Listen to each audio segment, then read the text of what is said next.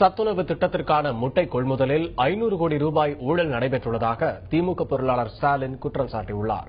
நாமக்கல் மாவட்டம் பூங்கா சாலையில் நாமக்கல் தொகுதி காங்கிரஸ் வேட்பாளர் ரா செழியனுக்கு ஆதரவாக திமுக பொருளாளர் ஸ்டாலின் பிரச்சாரம் மேற்கொண்டார். திறந்த வேனில் இருந்தவாறு பேசிய ஸ்டாலின், திமுக ஆட்சியில் கொண்டுவரப்பட்ட சத்துணவு திட்டத்திற்கான முட்டை கொள்முதலுக்கு மாவட்ட அளவில் நடைபெற்ற டெண்டர் அதிமுக ஆட்சியில் மாநில அளவில் மாற்றப்பட்டதாக குறிப்பிட்டார்.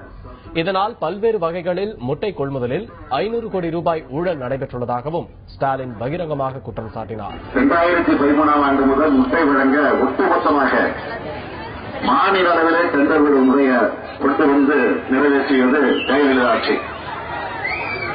ஆக மாவட்ட அளவில் டெண்டர் விட்டா பணம் அதிகம் வராது, மாநில அளவில் டெண்டர் விட்டா அதிகமாக கொள்ளடிக்கலாம்.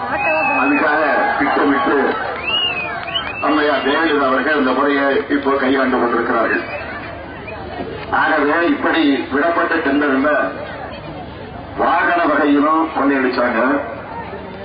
அதே வகை கொடுத்து முட்டை வாங்குறது 100 கோடி ரூபாய் ஊழல் நடந்திருக்கு. இன்னைக்கு முட்டை விலை 3 ரூபாய் 15 பைசா. ஆனால் அரசாங்கம் அதை 4 ரூபாய் 36 பைசா கொடுத்து வாங்குகிறது.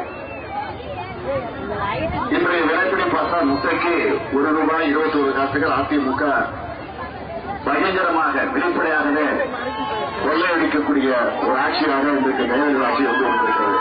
நாங்கள் அதிமுக ஆட்சியில முட்டை கொள்முதல் மட்டும் 500 கோடி ரூபாய் ஊழல் நடந்திருக்குன்னு நான் பயங்கரமாக அறிவிக்கிறேன்.